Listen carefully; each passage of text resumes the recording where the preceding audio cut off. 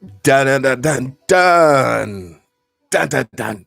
Hey everybody, it's me, True Powers Mine, and this is TPIM. That's our live the people show. Today's we are going to talk about quick and convenient, fast and easy, fast food, the food that kills you even faster. So let's just jump right into it. Hold on. I guess I don't have it. I don't have it up yet. Yeah.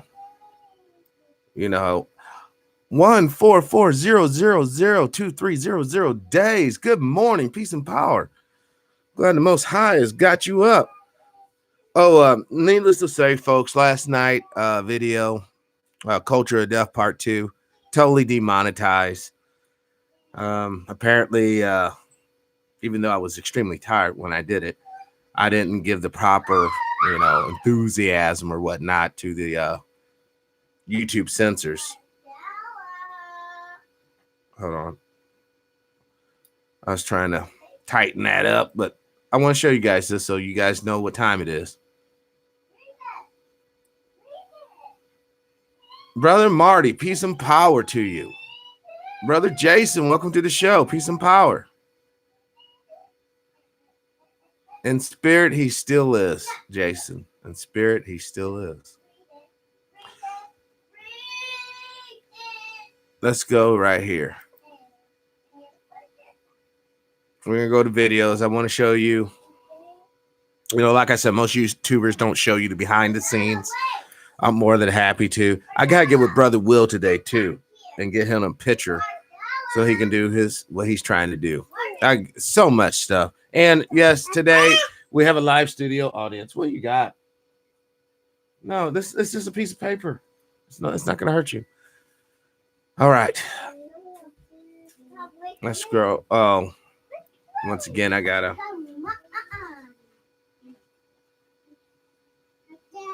There, I think that should be fine. I gotta scroll this over. All right. Right here, Culture of Death.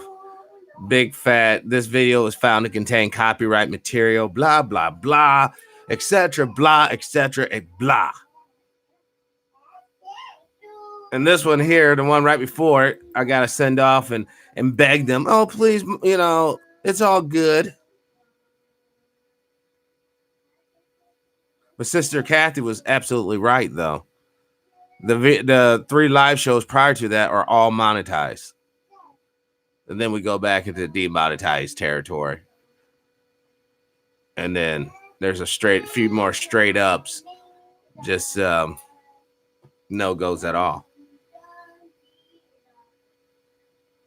And I'll start working on the pictures here, the video captures or whatever. But I wanted to share that with you guys who are interested, and gals. Wanted to share that with you. Hold on. Still working the camera. All right, let's go to where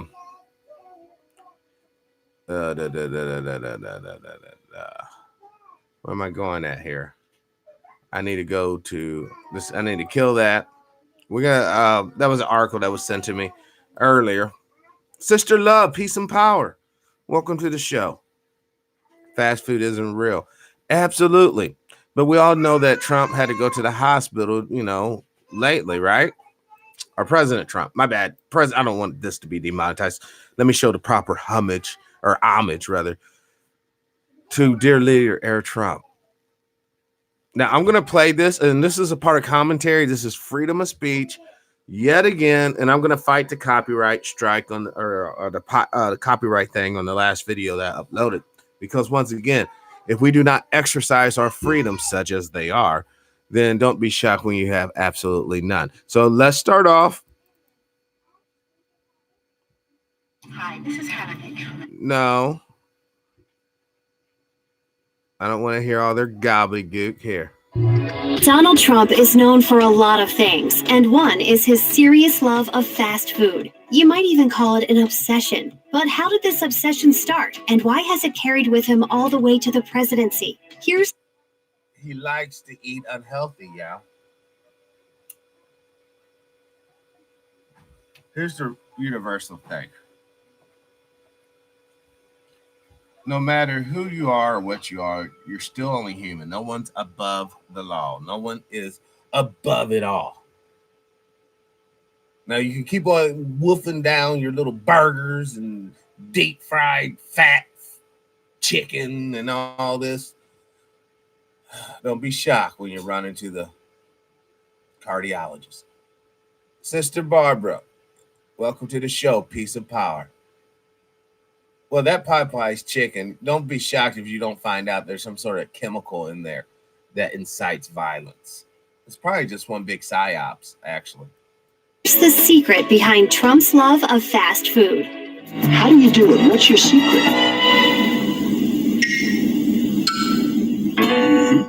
If you ever watched commercial television in the 90s, you'll be all too familiar with Donald. Okay, so they're going to go into whatever. Hold on, let me go over here right here.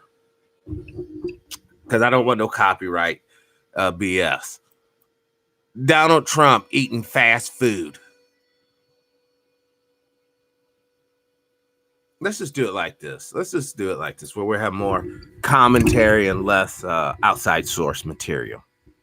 All right. Now, you have an image of being a elitist for one, and I'm just gonna paint this pictures with my words. You go in there. I'm Donald Trump. I want a burger. Yeah, sir. Burger with extra boogers and cum, please. What was that? Oh, I said, make your burger perfect. How much boogers and cum do you think old boy consumed? Because he's not watching them make them fries, slap together that burger. You know what I mean? A peasant's hand touched this burger. Now, hopefully they had on gloves. Or the chicken over here. This is why when you go to eat out, yeah, you got to be so careful. You know what I mean? Someone could have teabagged that pizza right there, straight up. Maybe a couple of people, the cook and the delivery driver. Eating all this deep fried, and you notice I've seen a lot of chickens, a lot of even Pence over here. Now this might be Photoshop though. Hold on one second, yeah. Hey, stop playing with that. Get down. Get down. Turn off that light.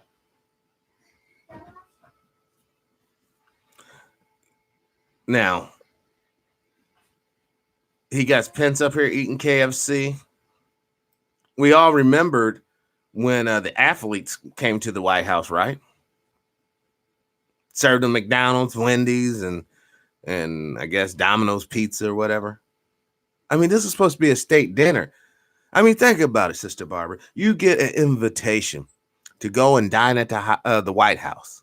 Now, regardless of your political ideology, you know you're going to be in for a treat. This is supposed to be where the nation's best chefs are preparing the food for the leader. So you know you're going to be in for a treat, right, y'all?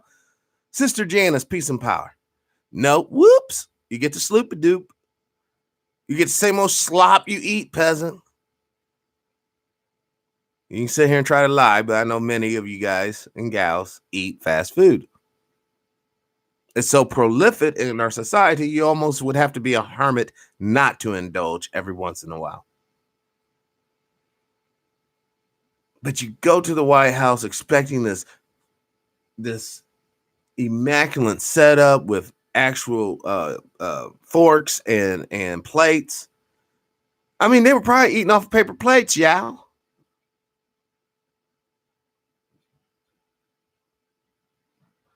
Well, Sister Janice, you're one of the lucky ones, sister. And more power to you, for real. But I'll openly admit, yeah, I fuck around fast food from time to time. Even though I even know the risk. And that's the sad thing about it. I even know the risk. You know, I am no I cannot say I'm uninitiated by any way, shape, or form. Oh, I have no clue, brother Mark. No, it's not about that. It's about the way I guess we were raised. You know, a lot of us. I remember when McDonald's first came to my small little town. The first day they gave out free food, and these people ate that place out. They ate that place out. I still remember there was lines of people because McDonald's finally came to our little town. Now it's overran with not Popeyes, but Domino's, Subway, Hardee's, Taco Bell, you name it. If you can't get it here, next town over. You know, so what I'm saying is this, processed food is truly a part of the process. The process of cancers throughout your GI tract, the process of hardened arteries due to the high cholesterol intake, maybe even a little hypertension due to the sodium that you'll find in these foods. But the sad thing about it, and this is a sick thing about it, it's delicious, y'all. I'm sorry. I truly hate to concede that one point. The shit is delicious. I mean, if there wasn't such a horrible health consequence, I would quit cooking altogether and just eat fast food if it was safe like that, but it's not. And I do not suggest anyone tries to supersize me. Yes, it's addicting. You know, you're walking into Burger King sweating and shit. Oh my God, I gotta get my Whopper. Like a crack fiend. And once you're sitting there munching that delicious ass burger, the next thing you know, you're mellow and you're feeling lethargic. But your craving's been sated. Look, I'm not saying I am somehow above it all. In many respects, and I am, but I'm just as susceptible to these chemicals as the next human beings. And that's all we're talking about is chemical addiction. Let's just be real, y'all. Whether it's in your drink, whether it's in your dank, whether it's in whatever, it's a chemical addiction. Some can even argue the whole sexual deviancy is some sort of chemical imbalance in the people who participate or engage in such activities' brains. But I still know as a human man, I still have the ability to say what? No. No, I'm not going to fuck around with the fast food today. No, I'm not going to drink a gallon of whiskey today. No, I'm not going to do this today. No, no, no, no. I'm going to do what's right, what I need to do, what will be conducive. But then let's break that shit down. Who wants to live an existence void of pleasure and fun? Seriously, who wants to live a existence void of pleasure and fun? Now, to a certain degree, you can help yourself, I guess, in your mind, change what do you consider fun or pleasurable to a certain degree, but some of that's just hardwired. Some people are hardwired. Sister Sandra, welcome to the show. Brother Nelson, welcome to the show. Or Sister Nelson, welcome to the show. Peace and power. What are you two doing? Where are you going?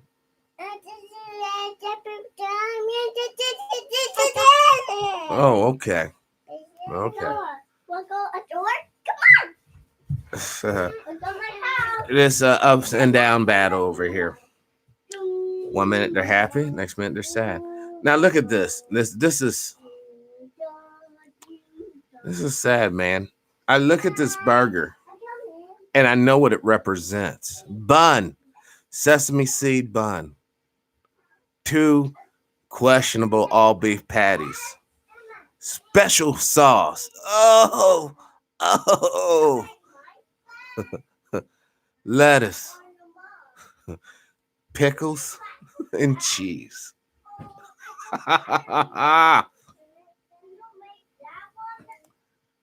This is what I'm talking about. This right here represents the decadence that is our society, that is the culture of death. You have starch, you have blood, you have more starch, you have more blood, and you end it, last but not least, with more starch. After you wolf that down, you're going to jump over here and tear up these fries, which you have basically starch, yet again, and salt. And there's also sodium in here too. After you get finished gobbling that all up, you're going to turn to what? That high fructose corn syrup beverage. Maybe it will be spiked with aspartame. Maybe it'll just be straight out the tap. And you're wondering why your bodies are malfunctioning. No one's poisoning you, is the point, except for you, by your choices.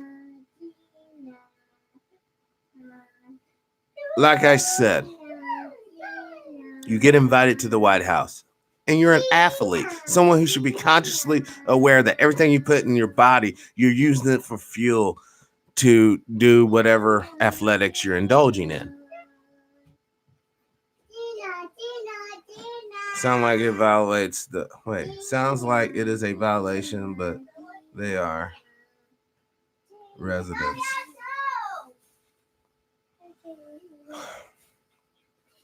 What it is, you got to understand, y'all. Whenever you deprive someone of the freedom of will, that's the true sin. What am I talking about? I'm talking about whenever you're knowingly selling products that purposefully addicts people to it. That's a sin. You're selling philosophies and things that you are basically getting people addicted, getting people away from the ability to critical think and think for themselves. That's a sin. Anything that robs you of freedom of choice is a sin. But the thing about it, they got it so mixed up, brothers and sisters, because of the debasing of the society, the education, and the indoctrination of the society. Most people what they're considering fun or success is off the mark anyways. Brother David, peace and power. Welcome to the show. The thing is, when you look at this thing from this totality, you get young people at a very young age, you indoctrinate them into a certain ideal or concept of what is acceptable and what is not. But within those constructs of acceptabilities is your own motives of political power. It's your own built-in misogyny or racism or religious bias built in. Very few people ever wake up and actually look at the system and truly modify their behavior. Most of the time they quote unquote wake up, which is in reality is just falling more farther and farther into the delusion,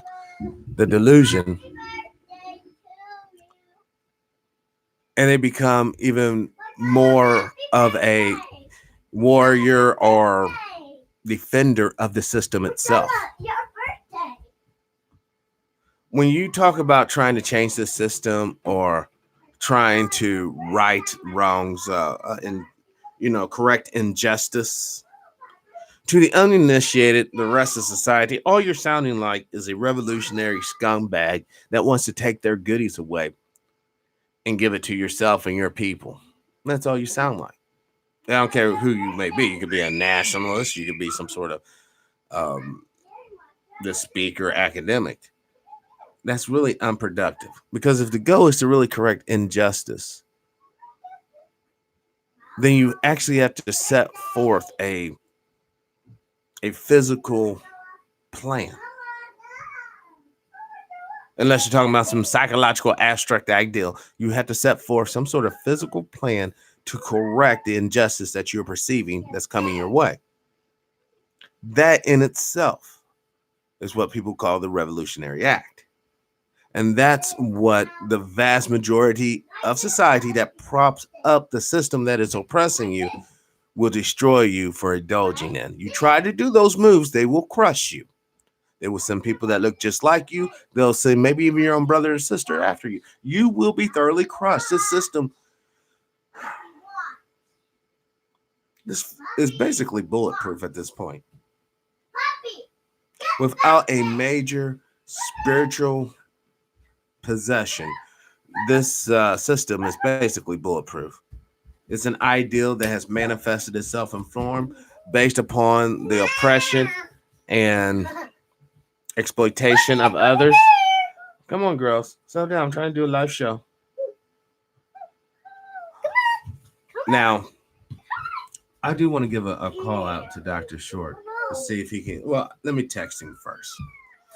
Because I just got a story that Roger Stone apparently left the trial due to this food poisoning stuff. So we'll try to get Dr. Short on. See if he's busy first. Hold on. Man, there's so many people I need to call. I'm just sitting here scrolling through my little phone list here. Oh, there it is. Okay.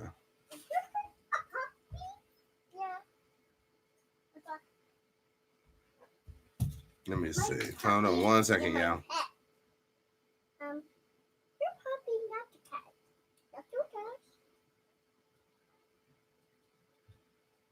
For all I know, he might be in some sort of meeting or whatnot. But while that's marinating on the sideline, let's continue on.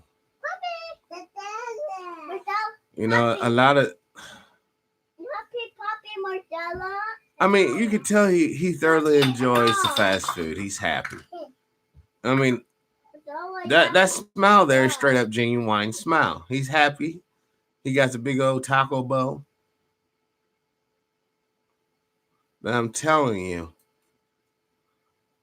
you know, if Donald Trump could hear me right now, President Trump could hear me right now, I would tell him, man, don't eat that garbage, dude. You could actually afford great food from all over the world. You could have people send you in exotic foods that are totally filled with energy, totally filled with nutrients that your body could utilize and make you stronger and healthier, maybe more cognitively aware. Eating this garbage, yeah, it fills you up, but it's destroying. It's like we're literally quite watching people. Y'all, here it is. Eat themselves to death. Look at these athletes. Look at them. Look at their disappointment. Now, this one, he's an eater. And, they did serve real plates. They did have real plates. My bad. I thought they would just serve them on paper plates, but they did have real plates. Look at this, man. This dude doesn't look impressed. You don't tell me he put a burger in the Queen's hand. Donald Trump did not eat fast food. Yeah, the Queen ain't playing that. And look how unhappy he looks. Look how unhappy he looks. Where's my burger? See, that's that fast food messing with your head. You know, you might not drink alcohol, but you're drinking them shakes, right? You might not mess around with whiskey, but you mess around with them pizzas and tacos. Addiction's addiction.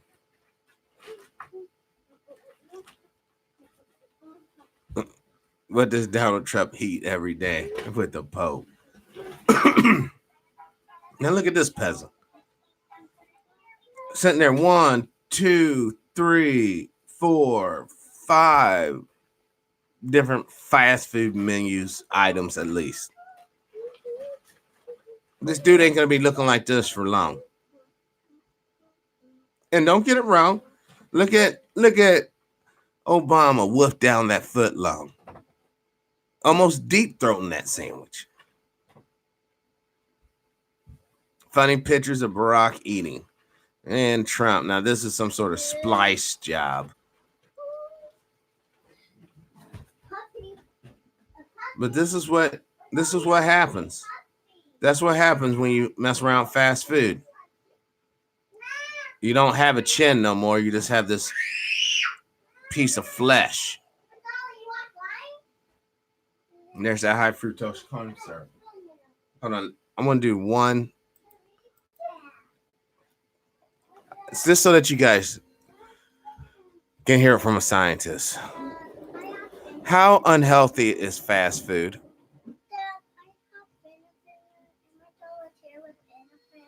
No, I don't want to play with that. What? The fidget spinner? No, it's up there on the shelf for a reason.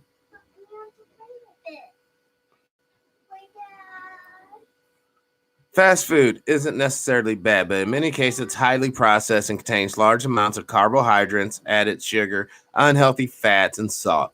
When fast food frequently replaces nutritious food in your diet, it can lead to poor nutrition, poor health, and weight gain. All right, let's look at the video here so that you know. No. Hold on.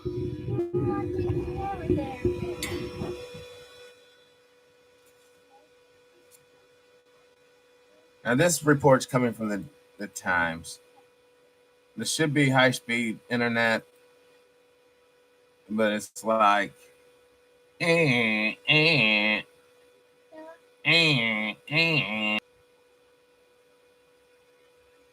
right, you can have it.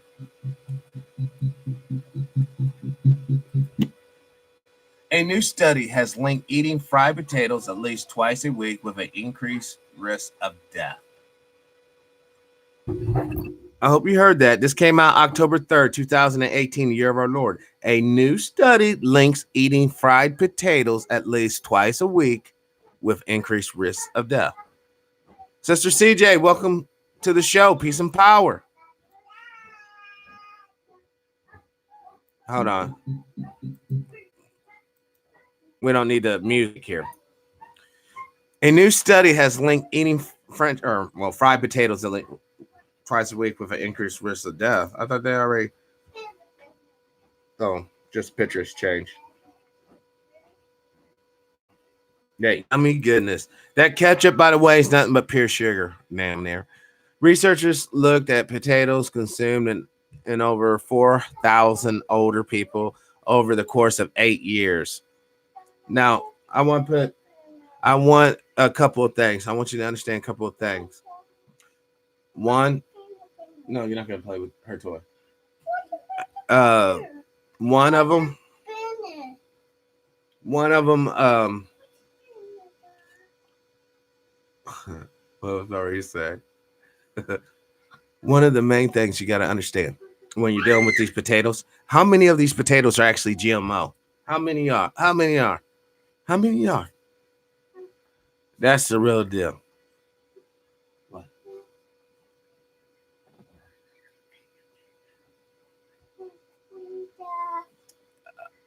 No.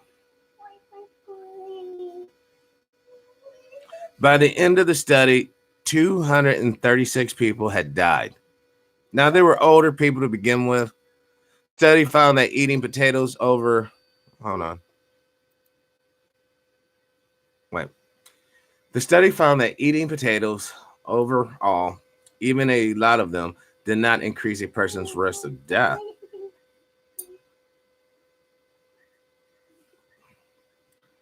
Wait. They just said this is contradicting itself. The study found that eating potatoes overall, even a lot of them, did not increase a person's risk for death. But they just said right here, a new study has linked eating okay, so it says fried potatoes. So it's really the oil. And once again, how do you make oil? What type of carcinogenic chemicals goes into making oil? You know? Oh my gosh, this little girl is cracking me up. Now stop. Overall, the study found that eating potatoes, okay, those mashed potatoes look okay, I guess. By eating fried potatoes, including French fries, fried potatoes, and hash browns, at least twice a week, was linked to more than double risk of death. But see, the thing about it, I don't think that they're taking into considerations. If people are eating the French fries, it's not just eating the French fries. What other unhealthy things were they doing? They were eating French fries and they were sunbathing. They were eating French fries and they were messing around with industrial pesticides. They were eating French fries and they were doing illegal drugs. What else was in the mix? See, this is what's so dangerous about these little one-off pieces. What do you need? My picture. I'm not giving you a picture down off the wall, baby. I want that one. I want the happy. There's more of a cumulative effect. I want to take it out, Dad. Now look at this monstrosity. Dad, I want to take that little picture. You have what? 2 eggs. That's tons of cholesterol. Some bacon, look like it's half cooked, or ham or something. I know, because it's up there on the wall. No. Yeah. I want the paper. I was really wanting. Hold on 1 second. I want it in the paper.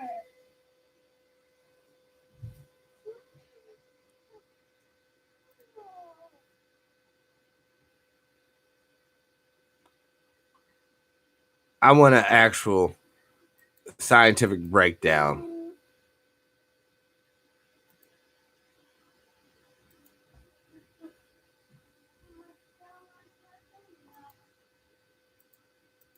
Man, this thing is just working so slow, yeah. Let me try to take out some stuff. Scientific reasons for not eating fast food. And this is, once again,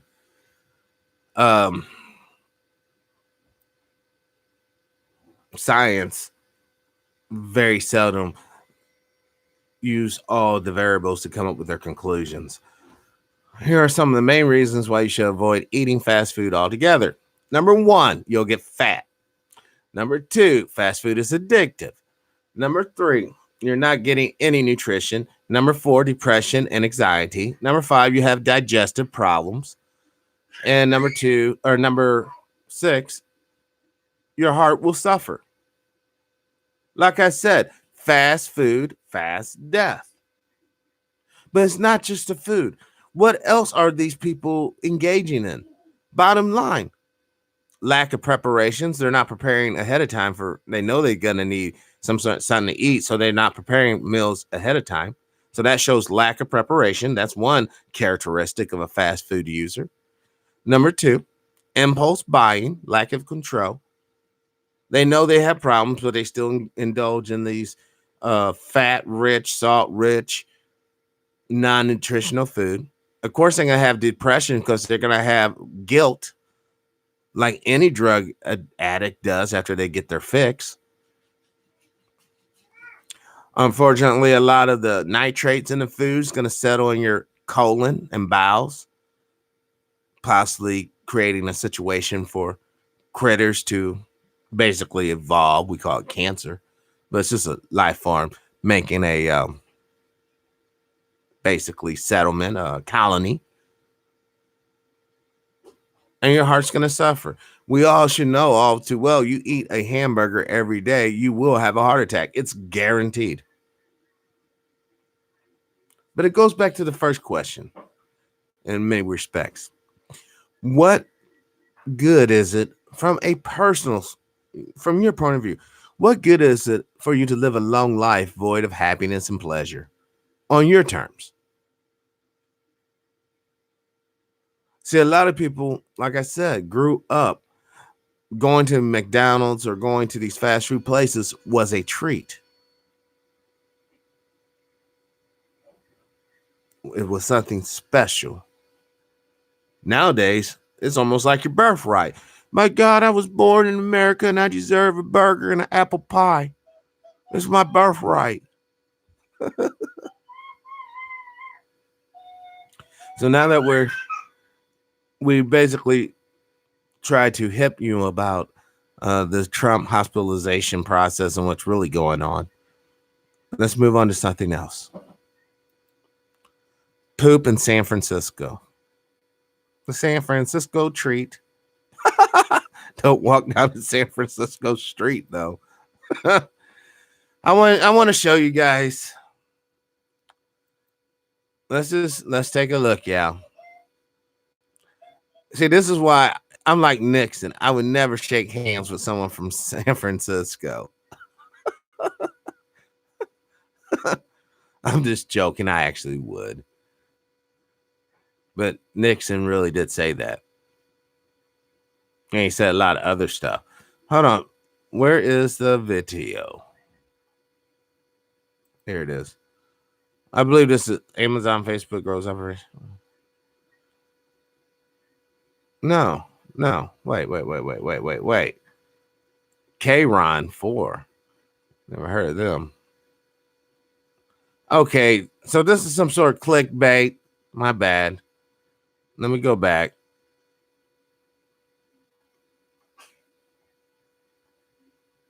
Oh, here it is, finally.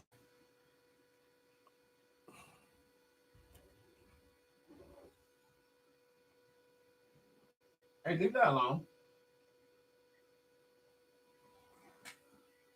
Let me see. Bay Area in your inbox.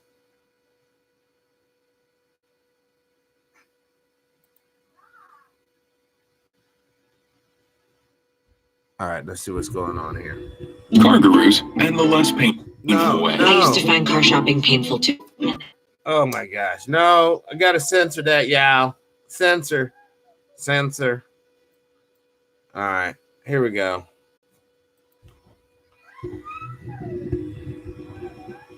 All right, let's see what's going on. I hate to hear that San Francisco's having such a shitty problem.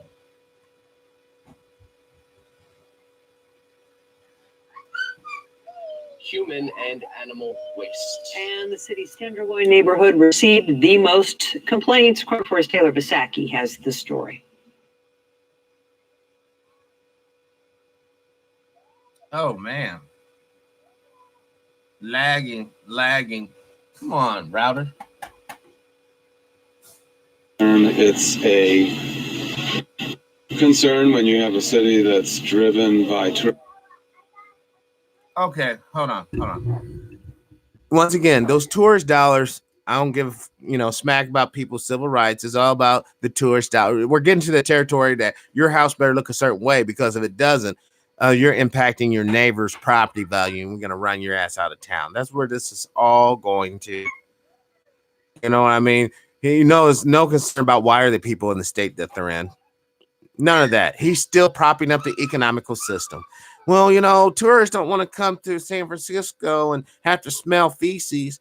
Maybe if they wasn't screwing each other in the butt so much, they can keep tighter rectums, huh? Maybe. You think? It's business you don't normally talk about, but poop complaints in San Francisco are rising. According to rental website Rentop, the city's reporting system, SF311, received 28,315 feces complaints in 2018, up 35% more than so far this year. The city's seen 25,000 same period in 2018. Hold on. Let me pause it and let it. Sister Janet. That show yesterday, the guy claiming California sucks, was hilarious. I know. He was getting his call. Hopefully, let's see. Let's see if it works. I don't know why this report's not working. If nothing else, I will cut this. I will copy it. I'll jump over here. I'll just kill the site. We'll just go to YouTube. We'll just go to, you know what? Let me see about YouTube.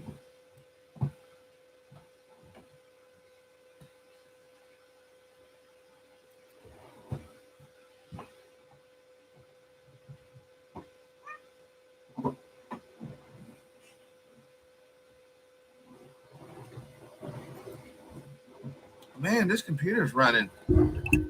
My apologies, y'all. This computer's running absolutely slow. It's almost as if every process must be going through some other system before it gets initiated. This is really slow. Even my ridiculously. What? A homeless tax? Let's hear this. How can you tax the homeless? I mean, where would you send the bill?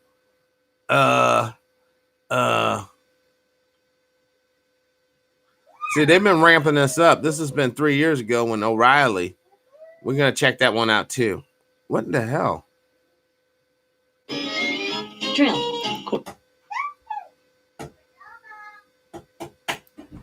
All right, let's see what's up. Oh, no, not one of these. Controversial San Francisco tax that divides San Francisco into.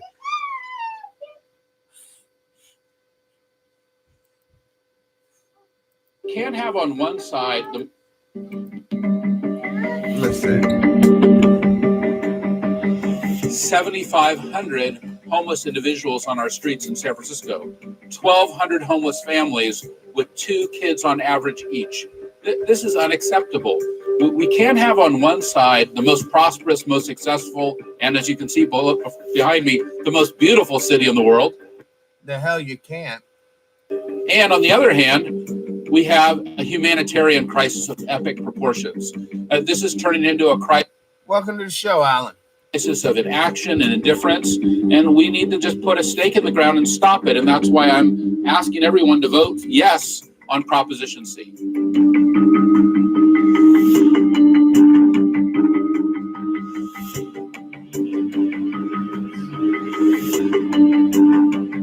Okay, I'm not listening to all the music and all that crap.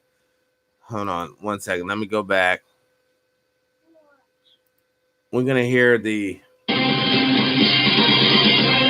Personal Story segment tonight. We have been reporting on the decline of San Francisco, the nation's most liberal major city. As you may know, the city by the Bay is a sanctuary place defying federal immigration law. It is also a town where... No, Gab, we're not going to listen to your blah, blah, blah. Just get into people. It could happen to anybody. It could happen to anybody. Now, once again, this report came out in 2017, okay? But we talked to Brother Ted Hes, and we know that basically a lot of... Give me that.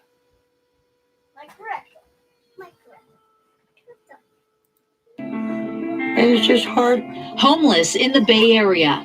A lot of people are one incident, one accident, one job loss away from the exact same situation. Tens of thousands of people living on the streets. Somebody comes every day. New person. Every day. Families staying in cars, in shelters, struggling to get their children to school. There's a mixture of looks you get, but a lot of it is people just look disgusted. Those who served our country, living in a tent on concrete sidewalks. It's bad. If they come by, like I said, at 2:30 this morning, get up. If you don't get up, we got calling the police. And now, a new face of homelessness. Victims of the Bay Area housing crisis borrowing cars or sleeping on a couch. Be sleeping under a bridge or on the field or on the sidewalk somewhere. Is there a solution? What we are doing now is clearly not working. Lawmakers, cities, counties struggling to find answers. Homeless residents are in our city, and we can either choose to leave them outside in our parks, streets, or in our creeks, or we can house them. The widespread issue in our faces.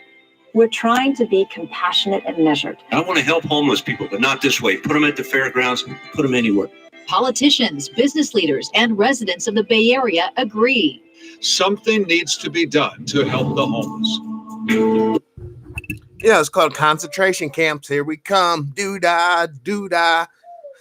Or doo-doo, doo-doo. They have been ramping this thing up, yeah. You know, it's not one of them talked about, well, why are the homeless, why are they in their, that situation? Because the way the money works, in order for someone to be wealthy, someone has to be impoverished. In order for someone to be middle class, someone would have to be wealthy and someone else has to be homeless. That's how it works. And the middle class is scared as hell that they will become homeless. The upper class basically kills themselves before they go out like that.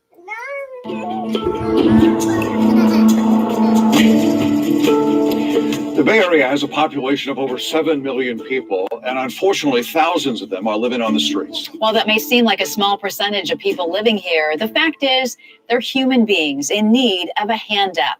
Good evening. I'm Julie Hayner. And I'm Frank Somerville. We're talking here about everyday people who are now living in tents or in a car or on the street, and they're... See, they didn't care as long as it was the melanated people living in a car in a tent in the streets. But when they start looking like Jack and Jill here, now it's time for concern. But now, once again, this came out 3 years ago. Basically 3 years ago. I just want to let you know, or actually 2 years ago. They don't even care about them. They don't even care about them. So there are lots of reasons why they ended up there. Sometimes it's the loss of the job, or a medical issue, or a drug problem, or trouble with the law. Many people say even with a steady job and a roof over their head and living paycheck to paycheck, one misstep away from the same fate. So tonight what we're going... And she says it with a smile. If you guys could see that, I wish the video quality was better.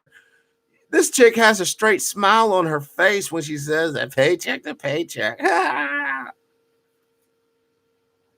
See, these people don't give two craps. These people are who I'm talking about that would fight tooth and nail to defend the system. Because old girl ain't going out like that, nor is old dude. He's throwing up a hand sign right here. And she's having provocative hand gestures as well. What I want to do is try to shed a little light on the issue and hopefully open up a dialogue that will lead to possible solutions. Why would you open up a dialogue on this issue? What is there to talk about? People are out there starving, shitting in the streets. What is there really to talk about at this point? I mean, we throw away billions of tons of food every day in the whole country. Now, in San Francisco, it's probably hundreds of thousands of metric tons that could be consumed, but they'll rather throw into the garbage pit, into the landfill for a couple of reasons. There's no motivation like hunger. There's no motivation like the thought of becoming homelessness to get a peasant up out of his or her bed and go down there and start yowza bossing and making somebody some money. That's what it's ultimately about, wage slaves. Recently, I spent some time just down the road from our station here in Oakland at a tent city underneath a freeway. Now, this wasn't the guy that was found dead doing the crazy stuff, was he? I know it was one of those California news reporters. You probably noticed these tent cities. They're literally popping up all over the Bay Area. And we wanted to find out who are the people who are living there and what are their lives like. I spoke with two of them. They talked about the huge rats they deal with, the noise, how they go to the bathroom, and when was the last time they were actually able to take a real shower. Hey, I just want to know one question. Don't you guys laugh at me. But do transgender homeless people get to use the same facilities as men and women? Like, is there a different, sidewalk that they have to shit on? Or do men and women use the same sidewalk to shit? I just want to know these questions. Let's have a dialogue about it.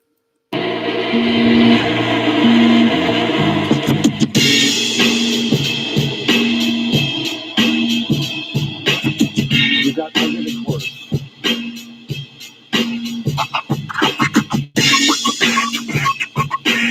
Oh, he has to get some rap, don't he? He got some hip hop. He's walking down the mean streets. The mean streets.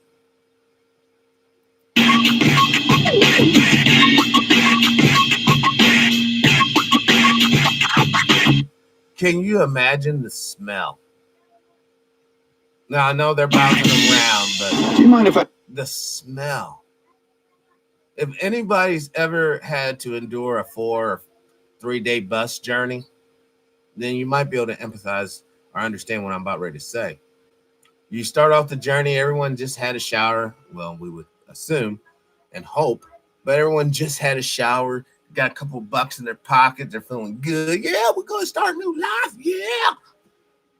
That first day, okay, that little freshness kind of worn off. You know what I'm saying? They stop at a little rest stop. People may run in there and throw some water up underneath their arms or something, whatever. By the end of the second day, all pretenses of anything other than this is a horrible, hot experience is out the window, except for the smell of BO that stays in remarkably, inexplicably. Whether all the windows are down or not, the funk still remains. And by the time the third day hits, and you're smelling all the booty cheese and go and all the foot smells and you understand at that point, this is why we're kind of locked down here on Earth, so we can get away from each other when we start getting right. Ask what is it like being out here? I mean, it can be kind of violent maybe at times when disagreements happen with people from different walks of life who may not be as diplomatic as you. Some of us have wives and children that we miss. It's never boring. It's never boring. If you're bored, I don't know what to tell you. I'm never bored. Like, normally I cook. Like, we got stoves, grills. You know, I mean, there's a lot of innovation out here, man. Let's say you do have to go to the bathroom. Where do you go? I keep a bucket with maybe some bleach in it and a septic cleaner. I don't know if that works, but I figure the clean septic tank, so it has to work. So, you know, I may pour a bottle of Febreze in it, you know, but keep a bucket, though, keep it covered with bleach and stuff in there to kill it, you know, to kill the smell. Some people piss in the dirt. Did you hear him? He keeps a bucket with bleach in it. He's shitting in a bleach bucket. So I guess it's not uncommon for homeless to roll around with buckets. Remember the story I reported with old girl that was doused by the hot diarrhea? This is her words. It was rolling down her face and getting into her eyes and mouth. And it was hot. That means it was fresh. But she's a peasant, you see. Only a peasant would be drenched in a bucket of feces and nothing happens. I don't agree with that. And the rats, you wouldn't believe how these rats, man, actually move. You'll come back and your whole thing is rearranged.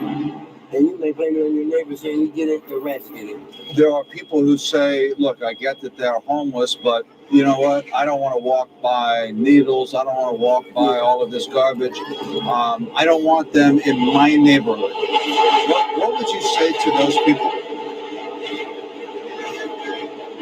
Well, first and foremost, it could happen to you. Because a lot of us come from the same situations that you people live in. I lost my home in the 2008, the whole housing crash thing. But it can happen to you, man. I wouldn't be so quick to be so judgmental, man, and jump to conclusions about people.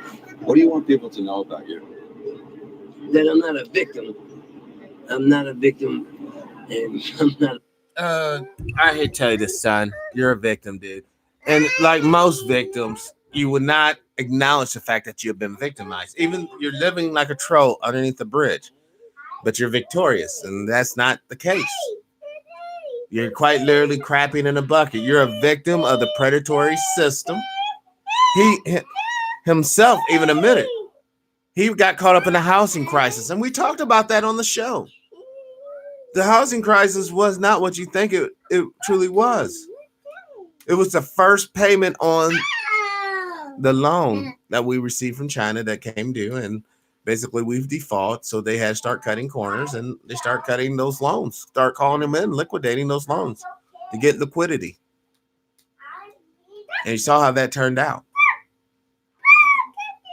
And for this young man to sit up here and say that he's not a victim shows you that even though he's homeless, he is still willing to die and prop up the system that victimized him, that put him in that state.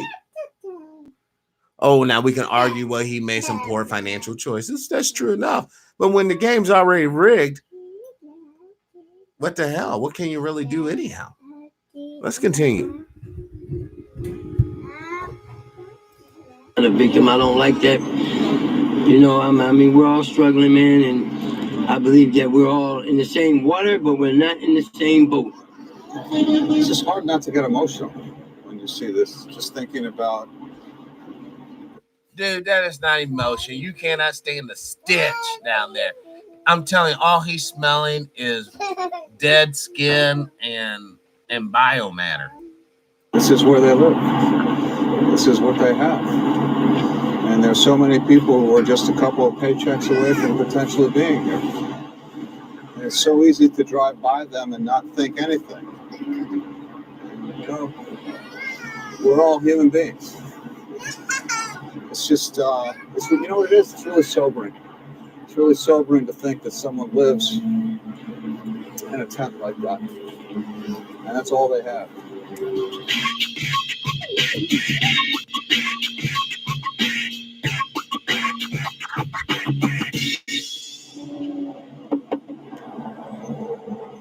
Hey, when you say you can't deal. Wait. Would you walk into anyone's house, look in their window, knock on it, and just open up? He didn't open the door up. Dude opened the door up. Hold on. That was so sketchy. Hold on, right here. Watch when he goes knocking on dude's little door. But dude got you hooked up, though, for real.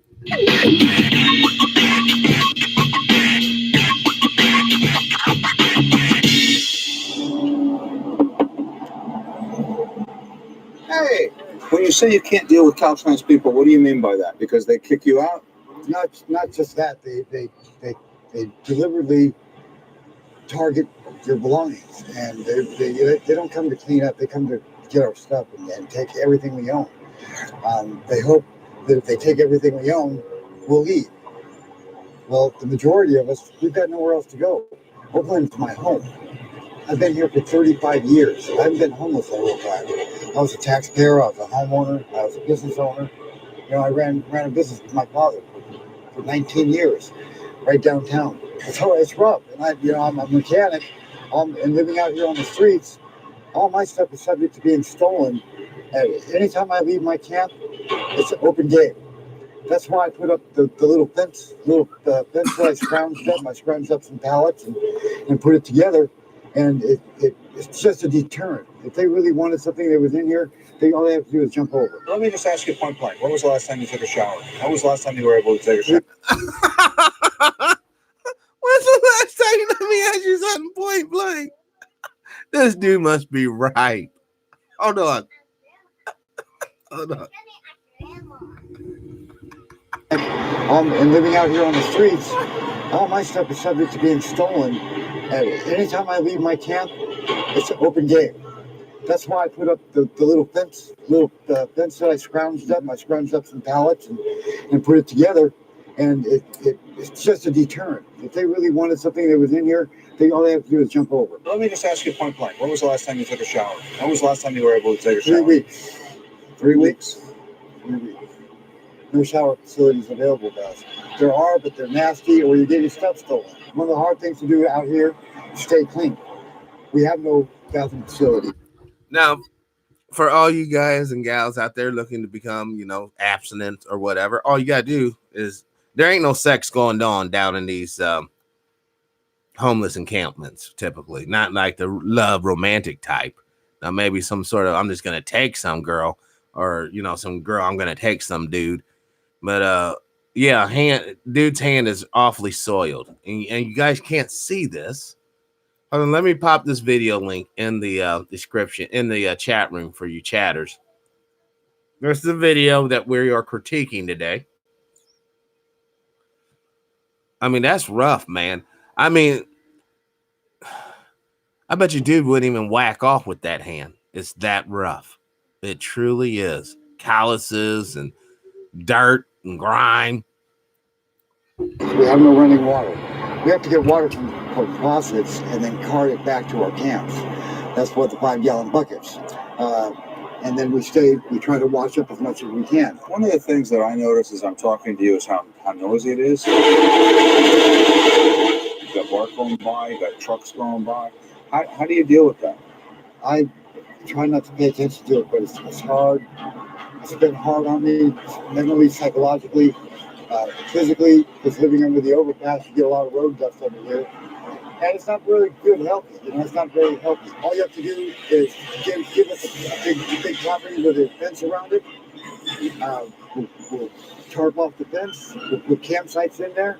We'll police it ourselves. Give us a couple of dumpsters. Give us some porta potties. You got the trash problem dealt with. You got the human waste problem dealt with. They're not going to give you shit, buddy. The only thing they're going to give you is liberation from life. It's called death. They know that you're not going to be around forever. There's not going to be a subculture developed. You ain't going to be raising children because they find children down up in there. They're snatching them up along with your shit. And then it's going to leave you to die. That pipe dream of you just give us a field and we'll build a camp. Man, get the fuck out of here. You're serving a purpose. You're keeping the taxi guys, the sanitation workers. You're keeping everybody in check because nobody wants to be the old man living underneath the bridge. And he doesn't even realize he's performing a vital service. That's why his state or his condition will never be upgraded. It's not broke. The system's doing what it's meant to do. We're everywhere. We're all over the place. I don't know what our numbers are right now, but they're growing, and they're growing fast. I mean, I was the only one here on this block 4 years ago. 4 years ago, I was all by myself right here, all by myself. Once you're in the homeless rut, it is hard as hell to get out of it. The latest count found nearly 30,000 homeless people living in the Bay Area. That's roughly the same number of people who live in the city of Burlingame. These numbers are calculated from a one-night all-out blitz where thousands of volunteers and homeless advocates hit the streets to count the homeless population. The count happens every 2 years. The most recent count happened in January of this year. The homeless aren't just spread along urban skid rows, sleeping in alleys and begging for spare change. Homeless people are, of course, in Oakland, San Jose, and San Francisco, but they're also in the suburbs, in small towns, along residential streets, and their numbers are increasing. In East Contra Costa County, for example, I'm telling you guys, and like one of the chatters said, this has been going on for the past 10 years, so it's ramping up. They are going to use the homeless crisis as they build it up to justify indefinite detention for people. We got to get them off the street. They're rapists, they're drug dealers, they're drug users, they're whores, they're pimps. Which, when you really think about it, any whore or pimp, I mean, I guess they could be homeless. Who knows? But it's such a tragedy, all this human potential being wasted and squandered. the number of people living without permanent housing was up by 33% between 2015 and 2017. Slightly more than half of those people live in the community of Antioch. The news about homelessness in large cities, sadly, is not promising either. Alameda County's homeless population spiked roughly 40% between the point-in-time counts. Half of that county's homeless live in Oakland. A possible reason for that? Median rents were up by 25% since 2015. But at the same time, median household incomes were up by just 5%. Head south to Silicon Valley. In Santa Clara County, homelessness rose 13% over the past 2 years. More shocking was the drastic increase in the number of homeless youth. That number ballooned by a whopping 286%. There are now more than 3,500 homeless young people living in that county. San Francisco is where homelessness may be the most visible. They have 7,500 people living on the streets, but they're no longer just clustered in the city's downtown area. Some residential neighborhoods saw a drastic jump in those without a home. In the Richmond district, for example, the number of homeless people doubled from 2015 to 2017. Other areas saw a threefold increase. Those are the numbers, but why are they so extreme in the Bay Area? I sat down with UC Berkeley professor Sam Davis, an expert who's been studying homelessness in the Bay Area for years. And he's currently serving on a board with Berkeley Mayor Jesse Arreguin, looking at ways to address the problem. Professor Davis says when it comes to homeless, affordable housing is our biggest issue. Housing. That's, I mean, I'm not just saying that because I'm an architect. It's just, that's the answer. We just need more housing. And we need housing that's befitting of the various populations, as we mentioned, and that they can afford. I moved here 20 years ago, and I don't remember seeing the homeless encampments, the tent cities that I'm seeing now. I mean, some of them are sprawling now. They're taking up entire city blocks. What's changed or what's creating this? Where are they coming from? Well, I don't know that they're coming from afar. I think the data show that most of the people that have become homeless were in the county, living in the county before they became homeless. I think in Alameda County, that figures 80 or 82% of the people counted last year were already in the county living here before they became homeless. Are we seeing more families? Are we seeing more different kinds of homeless faces? Yes, we're definitely seeing more families. We're seeing more families with young children, which is really tragic, but not just for the health issues that surround that, but also for education issues. So yeah, I think the home, if again, I'd have to look back at the data, but I would think that I'm quite sure that the population of homeless families with young children is growing and is a pretty large portion of the overall homeless population. And if you'd like to hear more of our conversation, the full video is posted on our website at ktvu.com. We've set up a special section on homelessness dedicated to this important issue. The fact is that all over the Bay Area, there are so many people affected, and some of the most vulnerable are families who are out on the streets. Every morning we walk about 10 blocks just to get to the bus to take him to school. You shouldn't have to worry about where are we going to stay tonight, you know? Coming up, we'll have more on this family's incredible journey. Plus, what is it about the Bay Area that some would say lends itself to a growing homeless population? We'll explore the different factors that one former mayor says are definitely part of the problem. Tonight's special on homelessness in the Bay Area continues right after this break. Once again, they shouldn't use words like a part of the problem. This is what the system needs. How many people get their lawns cut? Maybe a homeless man or woman does something underneath the radar so that the person can get work done without paying taxes. You know what I mean? So you got to understand this is a part of the system. Until you revamp the system, none of this will change. Except for perhaps the faces. So this will conclude TPIM SR Live today.